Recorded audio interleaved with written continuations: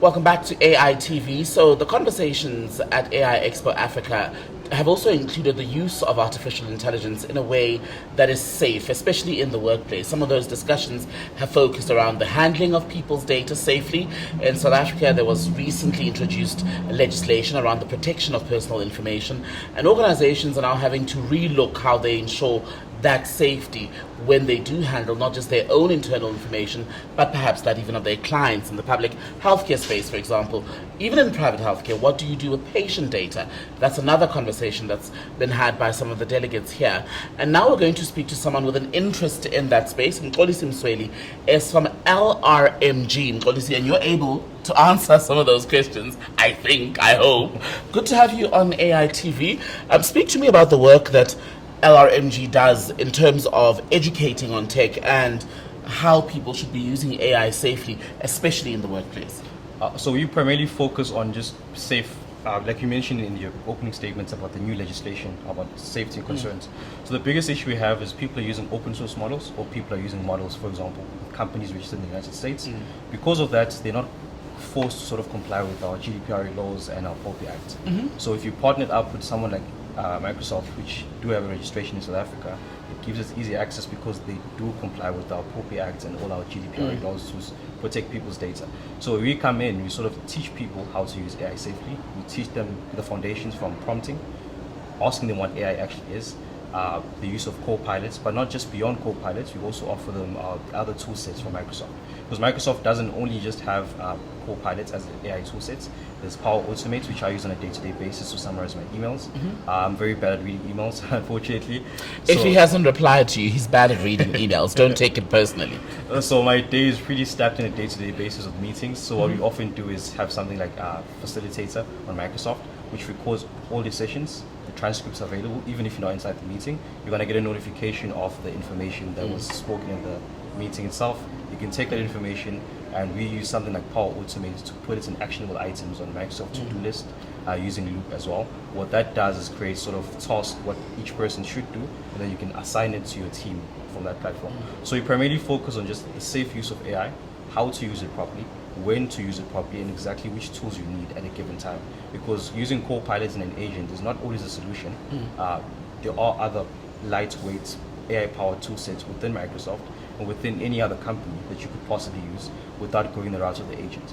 And on that point, then, I want to get your thoughts on the importance of bringing in an expert to help guide that process. So guys like yourself, why is it important to bring you in versus me spending time on the internet Googling and then going, right, here's what we need to do and how we need to do it? Because often the time, if you go the Googling route, you might come across websites. A lot of websites are not very truthful.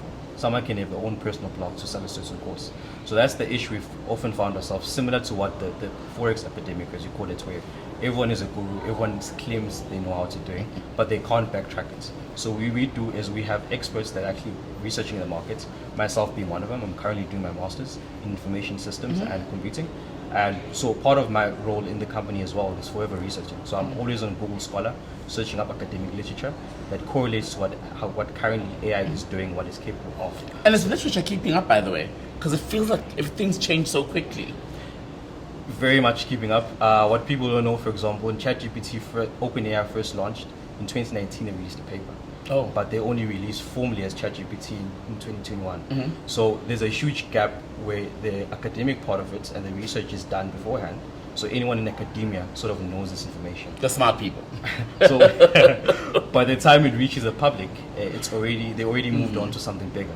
Right now, ChatGPT just deployed ChatGPT 5, but they've already worked on something else. They haven't discussed what the name is, but they've definitely doing research, and we keep seeing their research popping up on academic sites and academic journals. For you guys, then, the challenge becomes you making sure that your skill level is up to standard, am I right? Not just here at home, but globally. Correct. We're always doing research. We have, every Monday, we have at least a draft sort of an academic paper. We have, based on that paper, we also like to drink our own champagne. So what we do within the company ourselves is any AI tool sets and any skills, per se, that we tell people or tell the world in other companies and coach them, we've already done it ourselves internally. So part of the coaching we're doing in co-pilots is something we did a year ago, for example. And then only now are we at a comfortable point that we've gone. We're a big company, 300 people. We have bases in Mauritius and Kenya. So you can imagine the vast network we have. So because we do that, we train our people, we use it ourselves first and see how it's working, what the gap is there, and then we can safely go to the market and tell people about it. So the benefits of bringing in experts is we already know exactly the indicators of where AI could help in your day-to-day businesses. Because you also, as LRMG, we have a couple of business units under us that you also take care of. That Right. are also benefiting from our AI research and all the tool sets we're developing for them. And what excites you about the space, both professionally and as someone who wanted to do this work from a very young age? He was sharing, by the way, that you started coding in primary school. Yeah, basically. So what excites me the most, I think, on a professional space is the amount of time you save. I'm often in meetings from 8 until 5, back to back, half the time.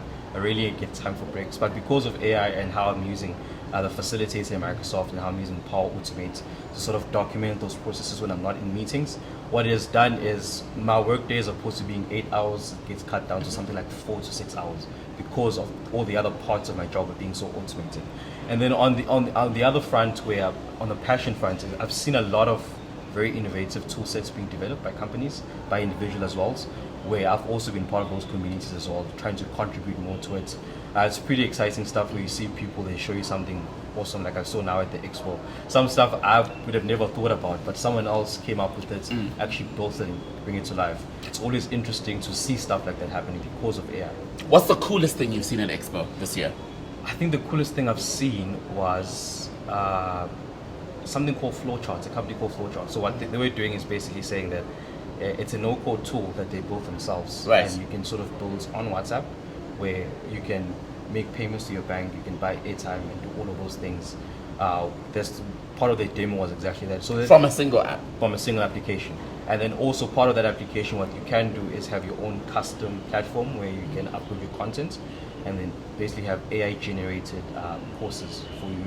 For example, organization-wise, especially when trying to train up your people in a certain aspect, you can have that platform and sort of upload your content and have AI reshape it and reform it into small chunks where people can consume it and actually learn from it.